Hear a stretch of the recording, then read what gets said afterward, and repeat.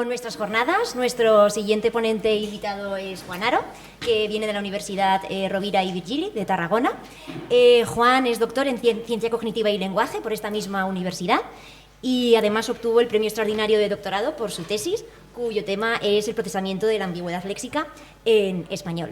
En este momento imparte docencia en la Universidad Rovira i Virgili, en los grados de Psicología y Educación, y además también es profesor colaborador de la UOC. Además pertenece al grupo de investigación en psicolingüística, también de esta universidad, y está realizando allí sus estudios postdoctorales. Hemos traído hoy a Juan aquí porque él tiene mucha experiencia en la recogida de datos de carácter lingüístico, tanto a través de tareas conductuales como utilizando técnicas como el eye tracking, de que acabamos de hablar, y el uso de potenciales evocados, que es de lo que nos va a hablar él ahora. Yo puedo dar fe de ello porque actualmente estoy realizando una estancia de investigación con él y me está enseñando muchas de estas cosas, entre ellas pues a poner el casco de electrodos, como vais a ver. Como vais a ver. Antes de dejaros con él, también quería señalar que él tiene formación como técnico superior en desarrollo de aplicaciones informáticas y que gracias a esto pues ha desarrollado diferentes herramientas que también son útiles para la recogida de datos lingüísticos, como por ejemplo el programa TestMaker, que sirve para administrar cuestionarios online, y también la aplicación de Android que se llama Lexicalia, que permite a los usuarios participar en experimentos psicolingüísticos. Bueno, para mí es un placer tener a Juan aquí, a cambio, y os dejo con él y sé que os dejo en muy buenas manos. Muchas gracias por venir, Juan. Pues nada, muchas gracias y sobre todo agradezco mucho las palabras de Natalia, que actualmente está con nosotros y es una gran trabajadora y muy interesada por todo lo que hacemos y está aprendiendo mucho, sobre todo a poner gorros, que es lo que mejor se me da, poner gorros, porque yo de RP solo sé poner gorros. y nada, Natalia, pues muchas gracias por tus palabras, por tu presentación y también agradezco la invitación.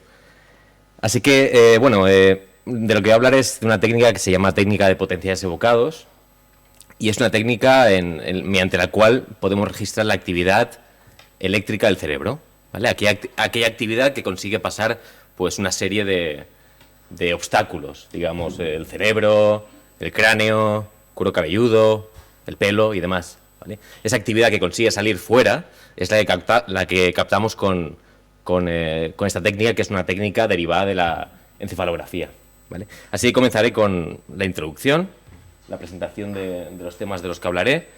En primer lugar, hablaré del origen de esta técnica, que el origen es la electroencefalografía. A partir de ahora diré EEG, porque electroencefalografía cuesta mucho pronunciar, así que diré EEG cuando me refiera a esto. Hablaremos de dónde surge esta técnica de EEG. Después hablaremos de potenciales evocados, fundamentos en cuanto a qué es un potencial evocado, cómo se genera un potencial evocado. Hablaremos un poco de neuronas, sinapsis, pero muy brevemente, no entraré en detalles porque esto es un tema demasiado amplio y es un tema que excede el campo que quiero tratar en esta charla. Después de eso pasaremos a lo más interesante, que son los componentes de potenciales evocados asociados a el procesamiento del lenguaje. En concreto son dos, el N400 y el P600. Hablaré sobre todo de estos dos. Hay muchos más, pero en la literatura lo que encontramos es sobre todo muchos estudios que han analizado estos dos componentes. Un componente que es más bien semántico, el N400, y un componente sintáctico, que es el P600. Y al acabar en este segundo apartado, presentaré un caso de estudio. En concreto, un experimento que hicimos donde evaluamos el componente N400 ante diferentes tipos de palabras ambiguas y palabras no ambiguas. Y por último, presentaré de una forma muy técnica, muy metodológica, cómo se realiza el registro de potenciales evocados. Para ello cuento con la colaboración de Natalia y grabé un vídeo en el cual podemos ver cómo se realiza todo el proceso de colocar un gorro de electrodos y registrar en un ordenador esta actividad cerebral. Y por último, si me da tiempo, hablaré también de las ventajas e inconvenientes del uso de potenciales evocados. Ya se ha hablado un poco de ello, porque la principal ventaja es su precisión temporal, es decir, su resolución temporal, y en cambio su principal desventaja es la resolución espacial. No podemos saber dónde, en qué parte exactamente está sucediendo esa modulación del voltaje. No podemos saber exactamente en qué área se está produciendo. Bueno, creo que no me da tiempo a hablar de todo, pero intentaré saltarme algunos puntos que ya se han hablado. Bueno, en primer lugar hablaré de dónde surge el estudio de la actividad eléctrica del cerebro. Surge en el 1924, que se supone que fue el año en el que Hans Berger, un neurólogo y psiquiatra, registró por primera vez la actividad eléctrica del cerebro. Según él, lo registró en el 24, pero como ya ha dicho Verónica, hasta el 29 no se publicó el artículo, ¿vale? Por tanto, del 24 al 29 posiblemente hubo una serie de disputas, de gente incrédula, o bien algún tipo de conflicto entre sus colegas que le llevó a retrasar tanto la publicación de ese artículo. Pero en principio, según sus palabras, lo registró en el 24. Y es interesante porque esta persona no tenía ningún conocimiento sobre física, ni electricidad, ni nada. Así que su forma de trabajar era un poco por ensayo y error. Y el objetivo principal que buscaba era establecer una correlación entre los fenómenos mentales y la actividad cerebral. O sea, quería conseguir una medida objetiva de los fenómenos mentales del procesamiento de tipo mental.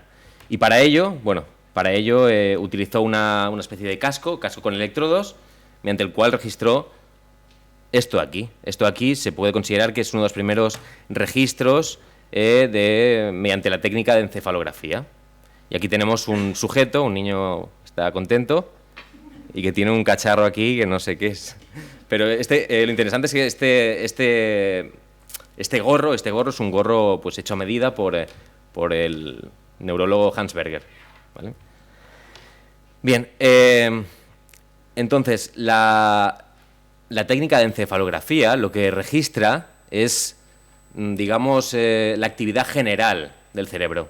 No podemos identificar allí procesos cognitivos o procesamiento sensorial o procesamiento motor, sino que es la actividad general del cerebro. Y se produce porque las neuronas, grupos de neuronas, múltiples grupos de neuronas, se activan simultáneamente y producen ondulaciones de voltaje. Por ejemplo, aquí podemos ver diferentes tipos de modulaciones de voltaje de diferente frecuencia.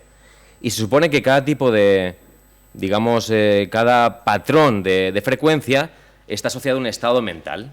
Por ejemplo, cuando dormimos, se supone que la frecuencia de estas oscilaciones es muy baja. O sea, entre 3... meto la pata. Entre 3 ondas por segundo y 0,1 ondas por segundo. Sería esto aquí.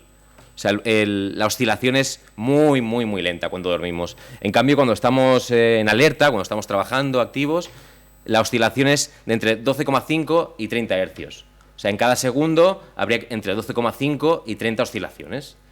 Por tanto, la electroencefalografía, el EEG en bruto, lo que nos permite analizar es la actividad general del cerebro y se asocia a diferentes estados mentales, pero estados mentales generales, digamos, ¿vale? El delta sería en estado de sueño, el zeta pues sería cuando estamos a punto de dormirnos, alfa es, por ejemplo, cuando yo cierro los ojos, estoy en estado alfa. Si cerramos los ojos, estaríamos en estado alfa. En cambio, si abro los ojos, estaríamos en estado beta. Y gamma sería cuando estamos pues a tope. No sé, gamma es cuando estamos muy, muy activos, ¿vale? Pero quedaos con eso, quedaos con que el EEG en bruto solo nos permite analizar la actividad general del cerebro, no procesos cognitivos en concreto, procesos sensoriales. Esta técnica hoy en día sigue utilizándose y se utiliza tanto para fines científicos como para fines más bien clínicos, como por ejemplo se utiliza para el diagnóstico y el análisis del sueño y de la epilepsia. Aquí lo que tenemos arriba tenemos un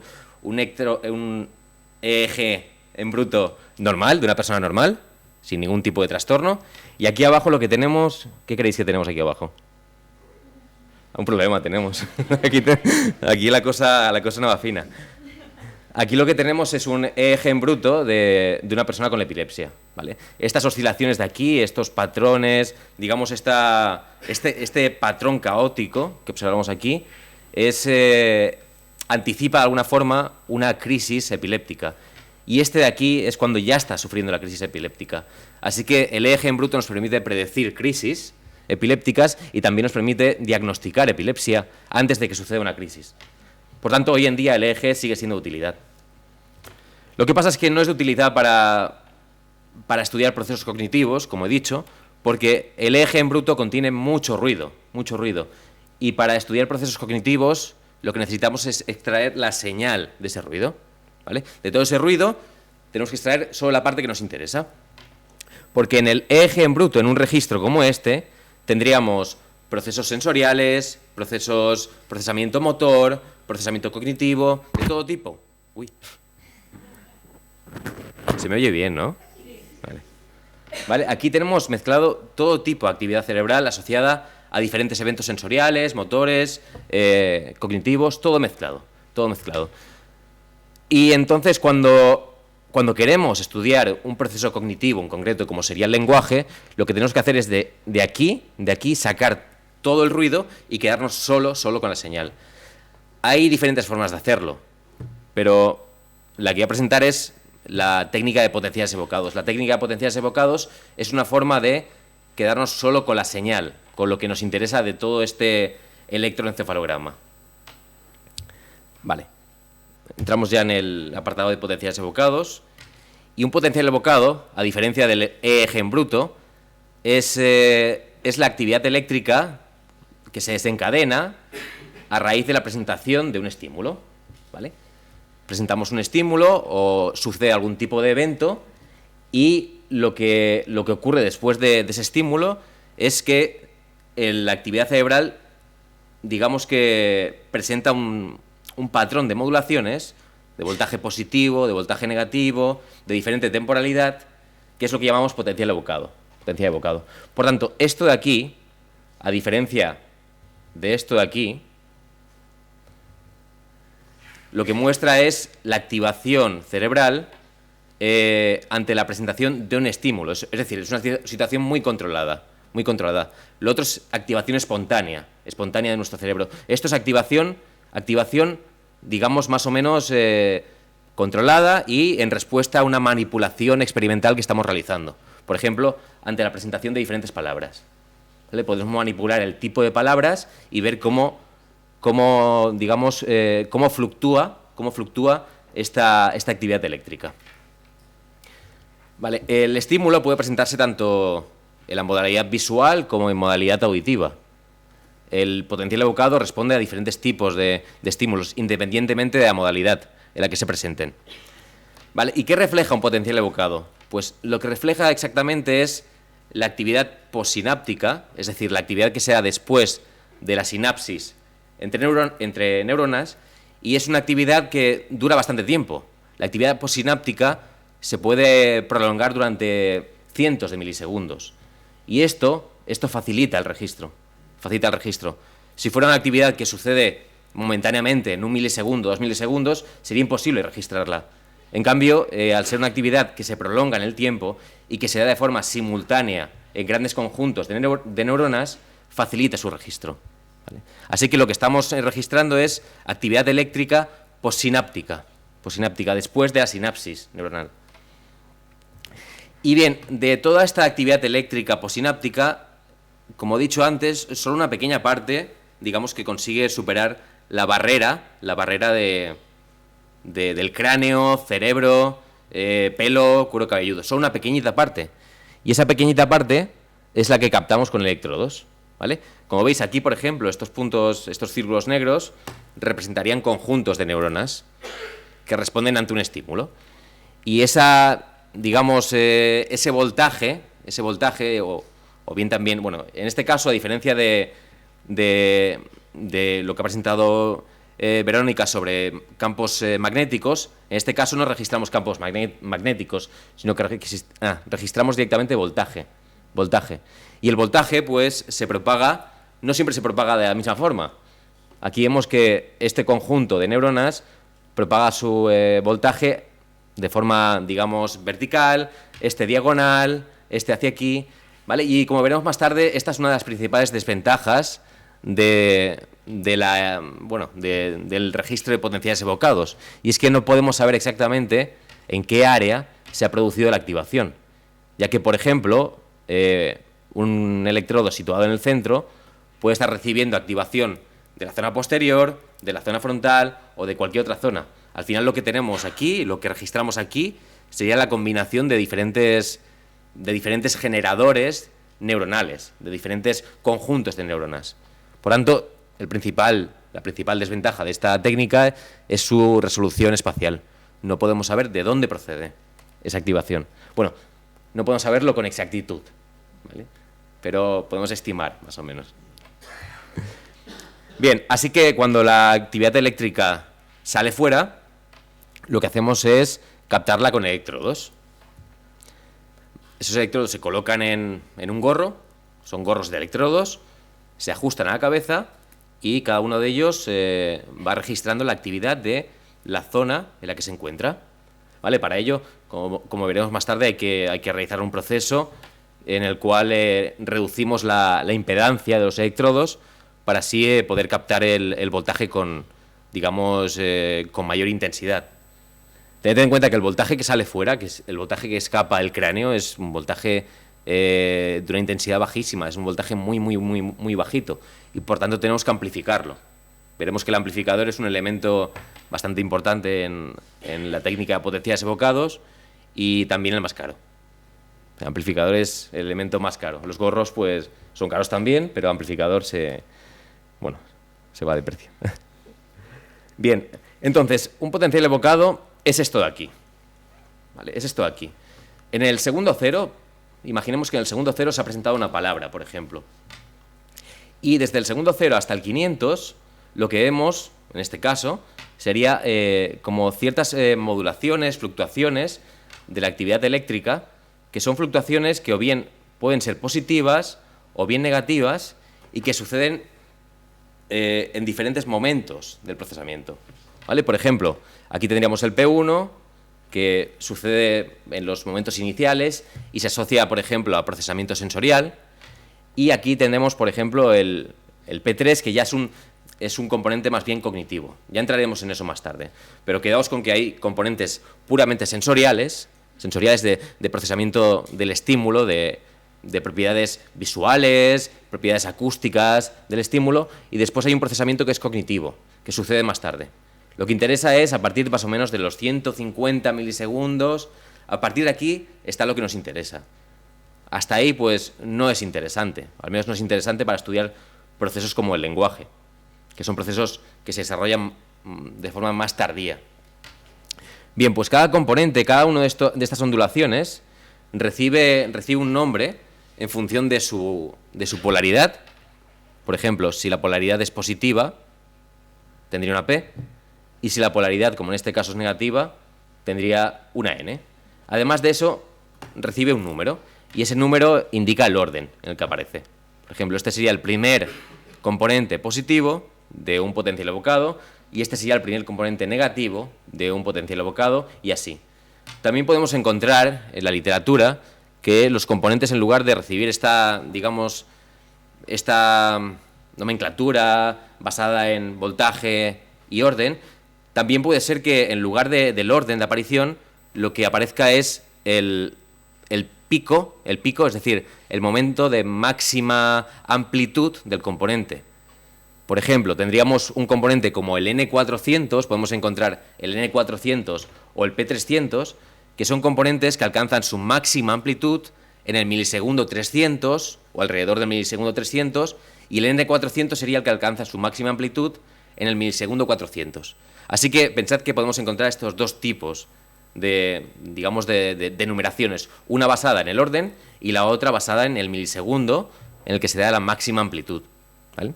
Pero es lo mismo, al fin y al cabo, es lo mismo. Bien, vale. Como os he dicho, estos componentes son sensoriales y a partir de un cierto milisegundo, a partir de una de cierta franja temporal, lo que encontramos son procesos cognitivos. También se puede llamar a los procesos cognitivos procesos endógenos, ¿vale?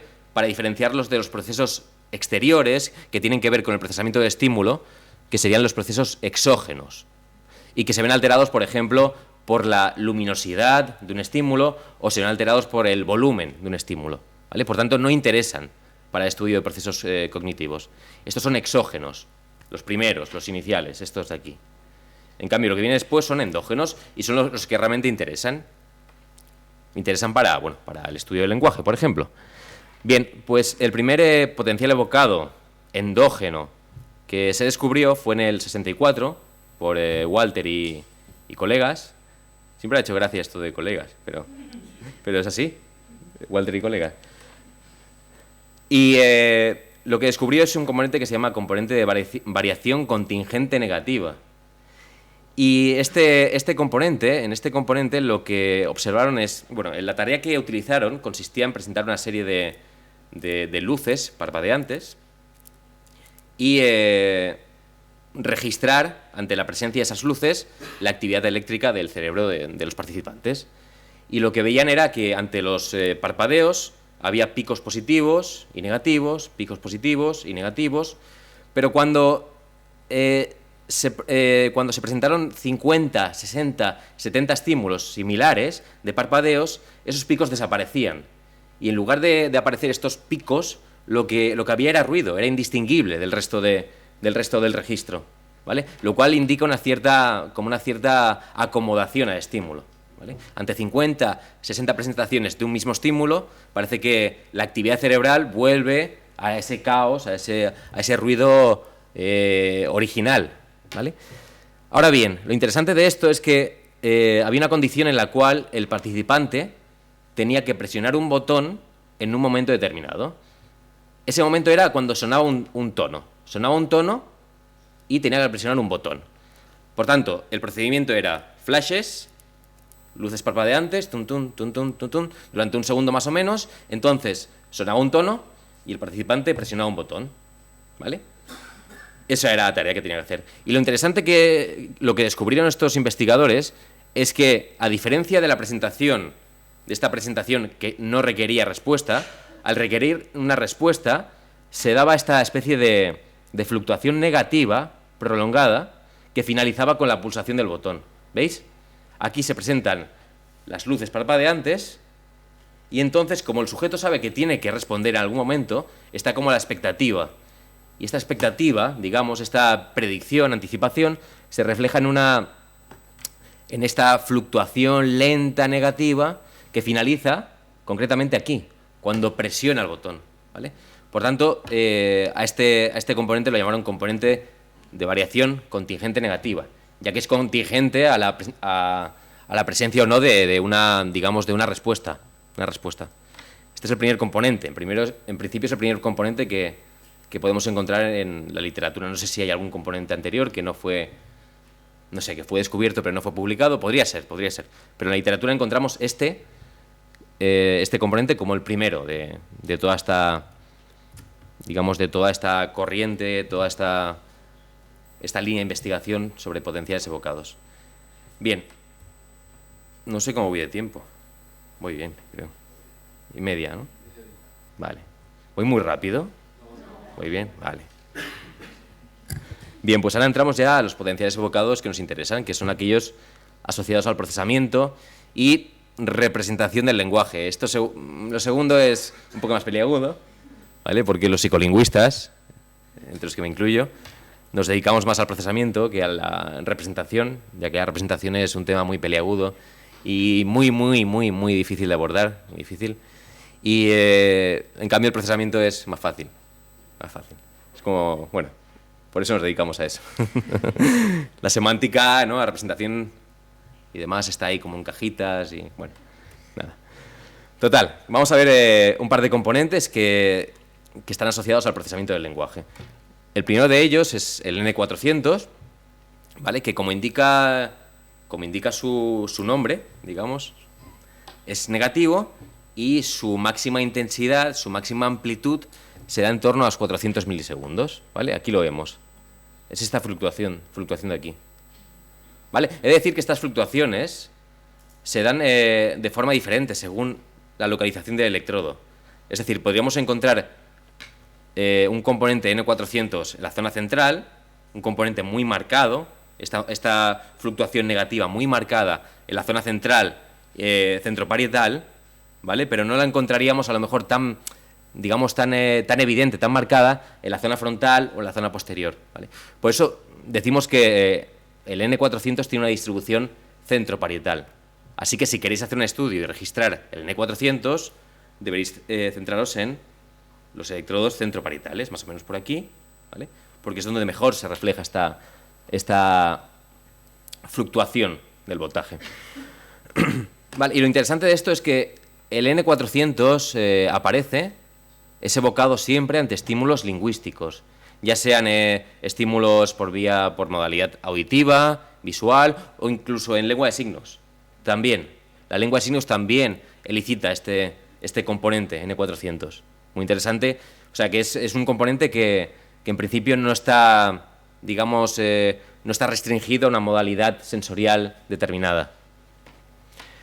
Bien, y además de eso, y lo más interesante para el estudio del lenguaje, es que el N400 es sensible a manipulaciones semánticas, a manipulaciones de la semántica de un material lingüístico, y también es sensible a las propiedades semánticas de las palabras. Por ejemplo, vale, lo que veremos ahora es una tarea de lectura en la que se presenta una palabra tras otra. Esta es una tarea que suele utilizarse para estudiar potenciales evocados durante la lectura. Se presenta una palabra y el sujeto no tiene que hacer nada, simplemente ir leyendo, palabra tras palabra. A veces el tiempo que está la palabra en pantalla es un tiempo fijo y en ocasiones el tiempo que está la palabra en pantalla depende de la longitud de la palabra, ¿vale? Pero en este caso imaginemos que es un tiempo fijo. Entonces presentaríamos al participante lo siguiente: Pablo viajó a Barcelona en coche. Vale, muy bien. Esta sería la primera frase. Y la segunda sería: Pablo viajó a Barcelona en árbol. Uy, cuidado. ¿Vale? ¿Por qué presento esto? Pues porque seguramente si tuviéramos electrodos ahora mismo, ante la segunda frase, al leer árbol, lo que podríamos observar es una modulación muy marcada de este N400. Veríamos un N400 que muestra incongruencia. Una incongruencia de esa palabra respecto al contexto generado por la frase, ¿vale? Y lo compararíamos, por supuesto, con una frase control. ¿Y qué mejor frase control que esta otra? Bueno, la tengo aquí también. Uy, perdón. ¿Vale? Esta de aquí la compararíamos con una frase control que sería la misma frase, pero con una palabra, la palabra final, que es coherente con el contexto. Y esto es lo que observaron Kutas y Hilliard, creo que lo pronuncio bien, en el 80, en un estudio en el que presentaban frases como, por ejemplo, it was his first day at work. Esta es una frase, digamos, donde la última palabra es congruente con el contexto. En cambio, he spread the warm bread with socks. Vaya inglés tengo. ¿Vale? Esta segunda frase, en cambio, es incongruente. Porque socks no tiene ninguna relación con el contexto anterior, ¿vale? No tiene ninguna relación. Entonces, lo que observaron aquí es que ante la presentación de socks, se veía este N400 muy marcado. ¿Veis esta fluctuación de aquí? En cambio, ante la frase congruente, lo que tenemos es esta línea aquí sólida. ¿Veis la diferencia? No sé si se aprecia del todo. ¿Vale? La diferencia de ahí, el N400. Vale, una cosa. El N400 aquí lo teníamos abajo. ¿Vale? Ahora está arriba. ¿Vale? Ahora está arriba. ¿Por qué? Bueno, porque en ocasiones al presentar los gráficos de voltaje, pues a veces ponen el positivo arriba y el negativo abajo, que sería lo más, no sé, lo más coherente. Pero en otras ocasiones lo que hacen es darle la vuelta, ¿no? Para mostrar, si lo que quieres mostrar es inhibición o hasta qué punto el N400 fluctúa, te interesa ver un componente negativo, por tanto te interesa rotar de alguna forma el eje. Te interesa más bien ver la negatividad arriba, ¿no? más que abajo, porque es el componente principal. Por eso en este caso lo que hicieron fue poner el polo negativo arriba. Les interesaba ver esa fluctuación negativa, ¿vale? O sea, podemos encontrar gráficos con el voltaje negativo arriba y el positivo abajo y al revés, ¿vale? Eso depende de, no sé, del investigador o de sus preferencias. Bien, otro estudio. En este otro estudio presentaron frases como las siguientes. La pizza estaba demasiado caliente para comer, la pizza estaba demasiado caliente para beber y la pizza estaba demasiado caliente para llorar. Como en el caso anterior, aquí registraban digamos, el potencial evocado generado por la última palabra. Comer, beber o llorar, ¿vale? Pensad que el registro del resto de la frase se elimina, no interesa, lo que interesa es solo la última palabra. Y lo que vieron aquí es que en función de la relación entre la última palabra y el contexto, digamos que la amplitud de la N400 era diferente. Cuanto más relacionada estaba la palabra con el contexto, la amplitud era más bajita. En cambio, cuanto menos relacionada estaba, pues la amplitud era más grande. Por tanto, al leer la pizza estaba demasiado caliente para comer, vemos esta línea aquí sólida. Para beber podría tener cierta relación con la comida y tal, y por tanto, aunque hay una fluctuación, no llega a ser tan alta como esta de aquí, que es la de llorar. La pizza estaba demasiado caliente para llorar. Bueno, a lo mejor no se puede llorar porque te has quemado la lengua, pero veis, ¿no? Veis esta diferencia en función de la relación entre palabra y contexto. Bien, y todo esto a nivel teórico, ¿qué nos, cómo se interpreta? ¿Qué nos indica esta fluctuación en la N400? Lo que nos dice es que mientras leemos una frase, por ejemplo, estamos constantemente anticipando la siguiente palabra, ¿vale? Es un hecho, es una evidencia que se ha demostrado en muchos estudios. Por tanto, durante la lectura estamos constantemente anticipando lo que va a venir a continuación, anticipando. Y en ese caso, cuando llegamos a una palabra que es incongruente con el contexto, esa palabra, al no haber sido activada por el contexto previo, produce esta especie de incongruencia, una incongruencia que se ve reflejada en el N400.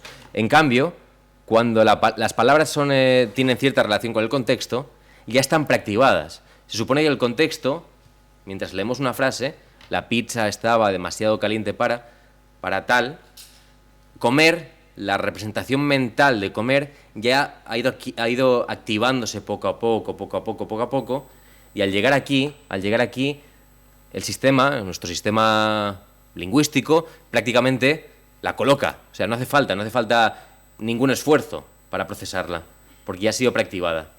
Beber, en cambio, no recibiría tanta activación por parte del contexto. La representación mental de beber iría recibiendo un poco de activación, pero no al nivel de comer. Por tanto, costaría un poco más de procesarla. Esto se reflejaría aquí, en esta diferencia con respecto a comer. Y por último, llorar no estaría activada por el contexto. Tendría activación cero, o bien tendría un nivel de activación basal, que estaría determinado por la frecuencia de uso, o bien otros factores, ¿vale? Por tanto, al llegar a esta palabra, al ver llorar, pues se produce este conflicto, porque tenemos que activar de cero, posiblemente hay que activar de cero la palabra, o bien porque se produce una inhibición entre los elementos que están activos. Por ejemplo, comer, beber estaría inhibiendo llorar, de algún modo, ¿vale? Es una simplificación, pero podemos entenderlo así. En resumen, llorar no tendría ningún tipo de activación, una activación muy baja en todo caso, y por tanto costaría mucho más integrarla en este contexto. Esta es una posible interpretación a esta modulación del N400 por violaciones, semánticas. Vale. También una cosa interesante es que el N400 se ve afectado por manipulaciones del contexto global. Hay un experimento muy interesante en el cual los participantes leían un texto en el que se hablaba de una persona vegetariana, ¿vale? Un grupo de participantes leía ese texto sobre una persona vegetariana, tal, me encanta la verdura y todo eso. Y después había otro texto en el cual lo que se describía era una persona, se hablaba de una persona amante de la carne, ¿vale? Dos textos. Un grupo lee el texto vegetariano y otro grupo lee el texto del amante de la carne. Bien, pues al final de ese texto aparecía una frase como esta: se comió un jugoso filete, ¿vale? Y lo que se registró aquí fue la actividad eléctrica evocada por filete. Y lo que se vio es que aquellos que habían leído el texto vegetariano mostraron un aumento, mostraron una fluctuación muy marcada de mucha amplitud de la N400 en comparación a aquellos que habían leído el texto, digamos, del amante de la carne. Por tanto, esta fluctuación, esta modulación de N400, lo que nos indica es que, aunque el contexto local es correcto, aunque filete es coherente con el contexto local, se comió un jugoso filete, es coherente, al no serlo con el contexto global generado por el discurso anterior, por el texto anterior, eso produce una especie de conflicto. Produce una especie de conflicto o bien facilitación, en el caso de los amantes de la carne, conflicto en el caso de los vegetarianos. Bien. Vale. Hasta aquí hemos visto cómo el N400 se ve afectado durante la lectura, ¿vale? Digamos, por violaciones semánticas, manipulaciones semánticas en frases. Pero el N400 también es sensible al procesamiento de palabras en aislado, a palabras sin contexto, o también a palabras en las que palabras que vienen precedidas por un prime, es decir, por una palabra relacionada o no relacionada.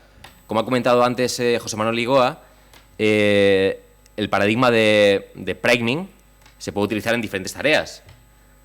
En este caso, si se utiliza en decisión léxica, en una tarea de decisión léxica, el procedimiento sería algo así, como presentar una palabra enmascarada.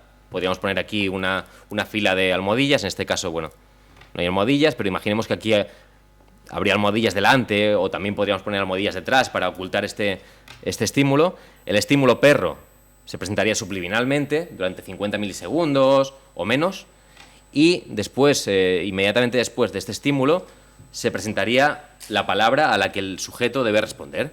Gato, por ejemplo. Y lo que debe hacer el sujeto es indicar si gato es una palabra o no, simplemente. Y lo que se observa aquí, bueno, conductualmente lo que se observa es que gato se reconoce más rápido si ha precedido de perro que si ha precedido de una palabra que no tiene relación, como color, ¿vale? Esto es lo que se ve a nivel conductual. Y a nivel de potenciales evocados, lo que se observa es una menor amplitud de la N400 en la condición relacionada con respecto a la condición control o no relacionada. Por tanto, esto lo que nos indica es que el N400 no solo es sensible a violaciones semánticas que se dan en un contexto de frase, sino también es sensible a procesos automáticos, inconscientes, como sería el caso del priming semántico, ¿vale? Porque alguien puede llegar a decir que estos efectos podrían estar alterados, afectados por estrategias del participante, por algún tipo de anticipación consciente del participante. Pero en este caso, en el priming semántico, eso no es posible, porque el participante no logra percibir el estímulo perro o color. Así que el N400 también es sensible a procesamiento automático inconsciente. Bien, y por último, también es importante comentar que la N400 es sensible a las propiedades de las palabras, a la frecuencia, propiedades semánticas como por ejemplo el número de significados, la concreción, y lo que observamos es que, por ejemplo, las no palabras, las palabras que no tienen significado, muestran una N400 superior a las palabras de baja frecuencia muestran una N400 superior a las de alta frecuencia, y las concretas también una N400 superior a las abstractas. Esto es interesante porque una explicación a por qué las concretas muestran una N400 superior a las abstractas es debido a que las concretas tendrían una representación semántica más rica y activarían una mayor cantidad de información semántica, ¿vale? Esto lo veremos más tarde también en un ejemplo que he traído, si me da tiempo, porque ahora ya sí que no voy muy bien de tiempo. Bueno, quedaos con esto, que la N400 también es sensible a las propiedades semánticas de las palabras, no solo a palabras dentro de un contexto. Bien, pasamos al siguiente componente, que es el P600. Es un componente positivo, tardío, se da en torno a los 600 milisegundos, pero bueno, se prolonga durante 200, 300 milisegundos. Es decir, es de fluctuación lenta, lenta, lenta y prolongada.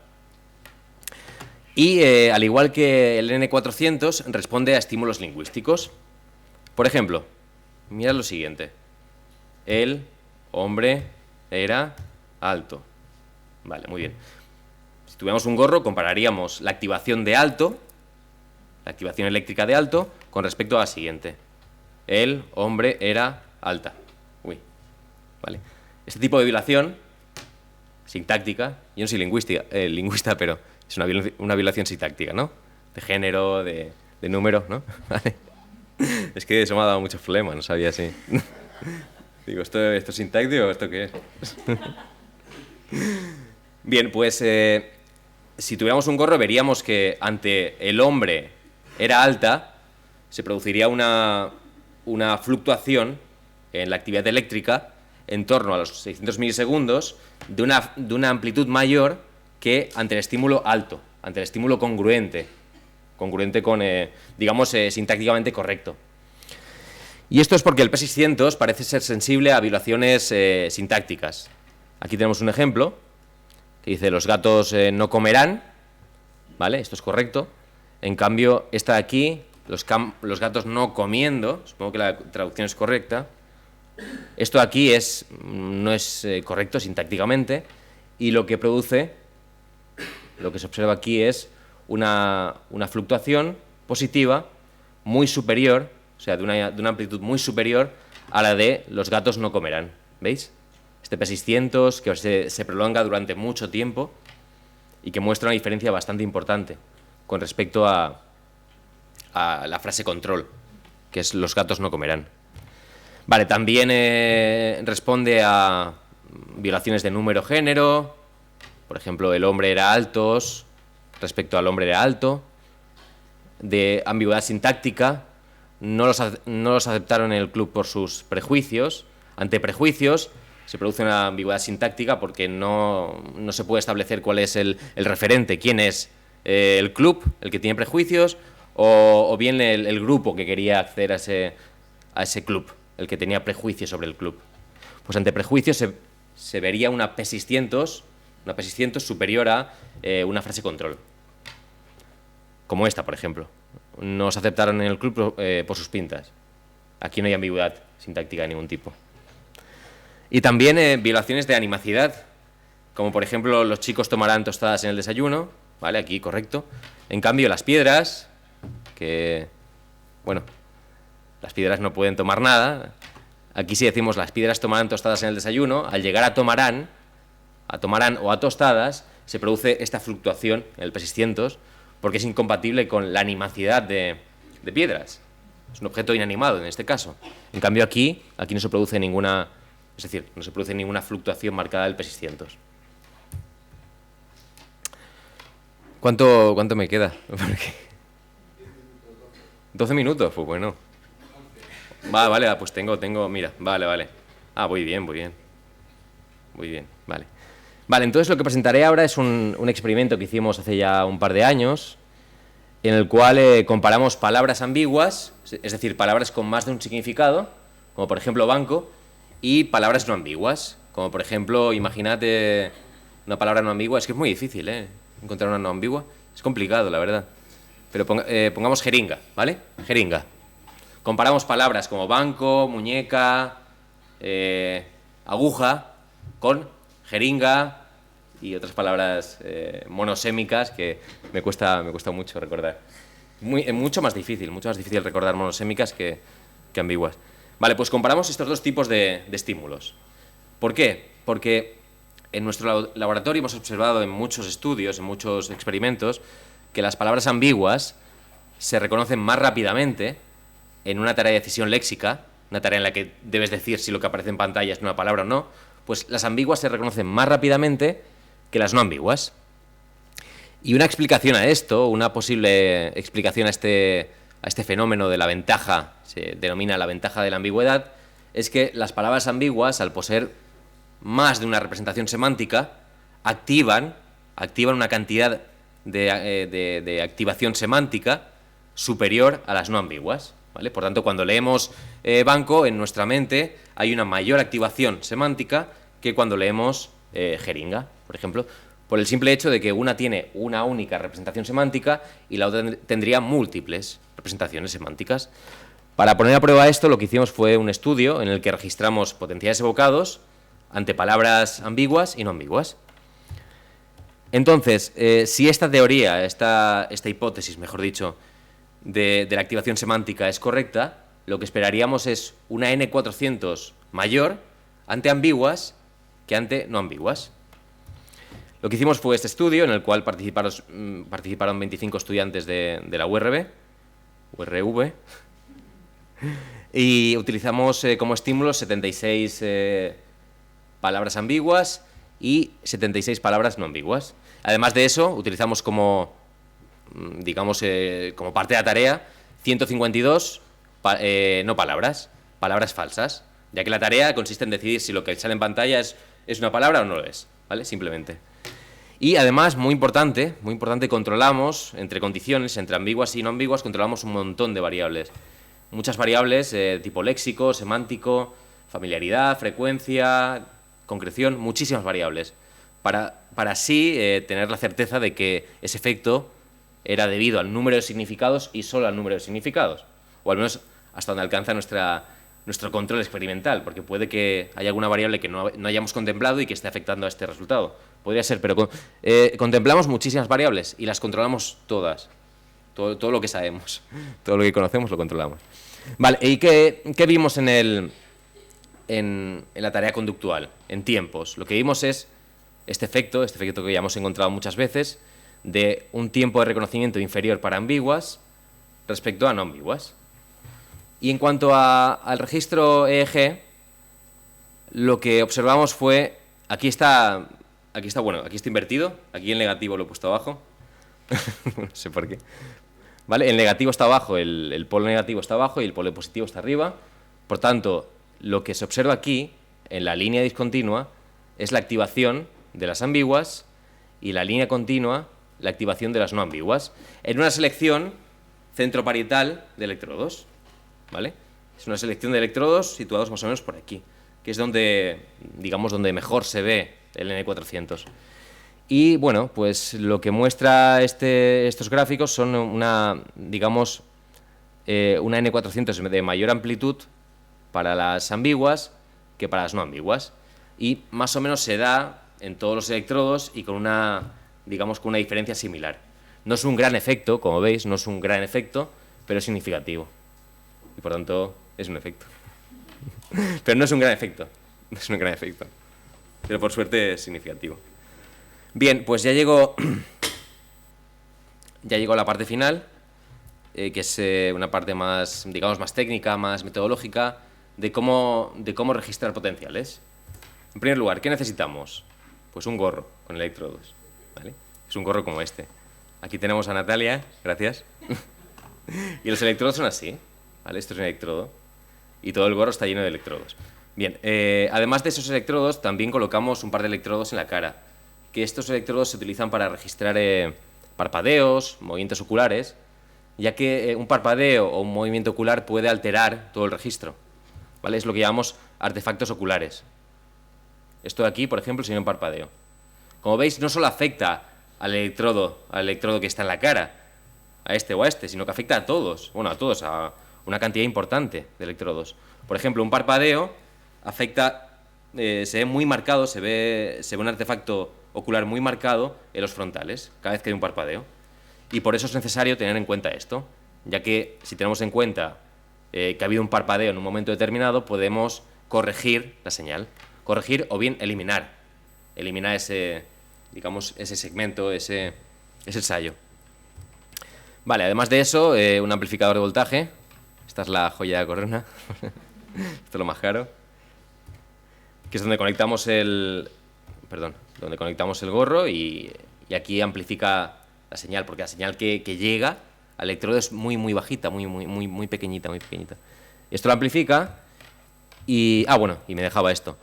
Y para conseguir que la impedancia de los electrodos sea baja y que el registro sea bueno, pues lo que tenemos que hacer es aplicar un gel. que este gel es simplemente agua y sal, con color, pero a precio de, a precio de oro, porque, madre mía. En serio, este bote cuesta una pasta, cuesta muchísimo. Y lo que hacemos es, con una jeringa como esta, ir aplicando, ahora lo veremos, porque si me da tiempo pongo un vídeo muy cortito. Lo que hacemos es ir electrodo por electrodo, colocando pasta, abriendo espacio hasta llegar al cuero cabelludo y soltamos pasta ahí para que el electrodo, pues, para que la conductancia sea mejor, ¿vale? Para reducir la impedancia y que la conductancia sea mejor. Yo no soy ningún experto en temas eléctricos, pero, no sé, es de 4 o 5 palabras de la jerga y las uso, espero que las use de forma correcta. Bien, además de eso, importantísimo, un ordenador para registrar la actividad, como este, y un ordenador para presentar estímulos. Y estos ordenadores están conectados, de forma que cuando presentamos un estímulo aquí, en la pantalla de registro aparece una marca. Si no apareciera una marca, sería imposible saber en qué momento se ha presentado un estímulo o bien en qué momento el participante ha respondido. Vale, pues esto lo voy a dejar y ya voy a poner el vídeo con el procedimiento completo y con esto acabamos. En este vídeo aparece Natalia, que conseguí convencerla. ¿Vale? Veremos, mira, tiene cara de... ¿Qué hago aquí? Vale, veremos todo el proceso, más o menos, más o menos muy, digamos, muy acelerado y con muchos cortes. Aquí estoy desenredando, porque siempre es un lío, se lía muchísimo. Lo he desenredado porque estaba el vídeo, porque me estaban grabando, si no lo dejo tal cual. No pasa nada tampoco.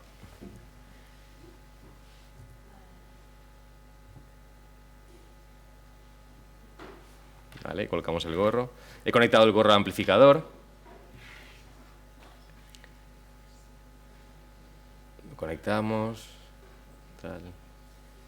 Ajustamos, se ve bien aquí. Más o menos.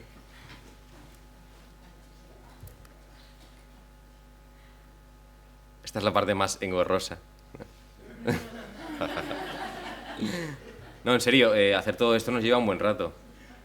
No poner el gorro, digo bajar la impedancia y todo eso nos lleva un buen rato, porque depende también del cabello, depende de si está limpio, sucio, de la cantidad de pelo, muchas cosas. Una vez vino un chico afro y bueno, madre mía, tuvimos un lío tremendo. Vale, ya está colocado. Y ahora lo siguiente, bueno, no lo he dicho antes, pero lo siguiente es colocar 2 electrodos, uno en cada oreja, que son los de referencia. Son una referencia porque en la oreja no hay actividad cerebral y por tanto lo que hacemos es, de alguna forma, corregir el ruido de estos electrodos a partir de la referencia.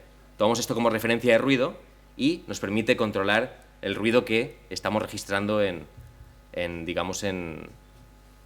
cerebro.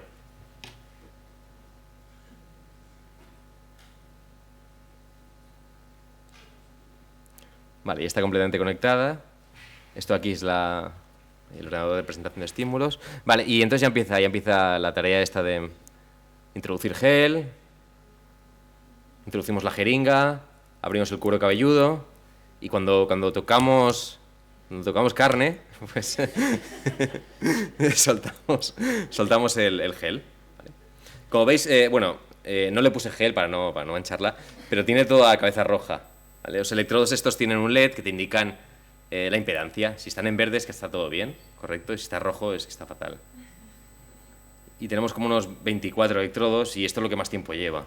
Ir uno por uno, ¿vale? Pensad que vamos uno por uno aplicando el gel y cuando todos los electrodos tienen una impedancia baja, por debajo de 5 kiloohmios, sí, por debajo de 5 kiloohmios es lo recomendable.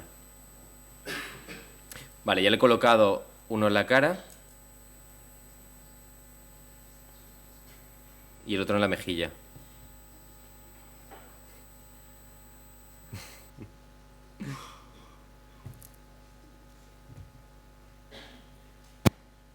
Vale, y ahora ya parte final, este es un minuto nada más. Vamos a ver lo que está haciendo. Vale, aquí está haciendo una tarea de decisión léxica. Presiona el botón de la derecha si es una palabra, el de la izquierda si no lo es. No se ven los botones, pero están aquí en el teclado, con una pegatina verde y roja. Y aquí al lado tenemos el registro en directo, ¿vale? El procesamiento continuo. Aquí no, esto no está registrando nada, es de broma, porque no le apliqué gel. Antes esto es solo ruido. Es ruido, ya está. Pero lo interesante de esto es que aparecen marcas. Estas marcas S10, S3, S11 son las marcas que envía el ordenador de presentación de estímulos. Para saber en qué momento exacto, por ejemplo, S9, no, el S10, si no me equivoco, es la respuesta del sujeto. Y el S3, S4 es la condición del estímulo. Y con esto sabemos en qué momento se ha presentado, de qué condición, a qué condición pertenece, y también si la respuesta era correcta o incorrecta. ¿Vale? Y ya está, porque ya no me he pasado el tiempo muchísimo. ¿Tenéis alguna duda, alguna pregunta o lo que sea? No sé. Gracias.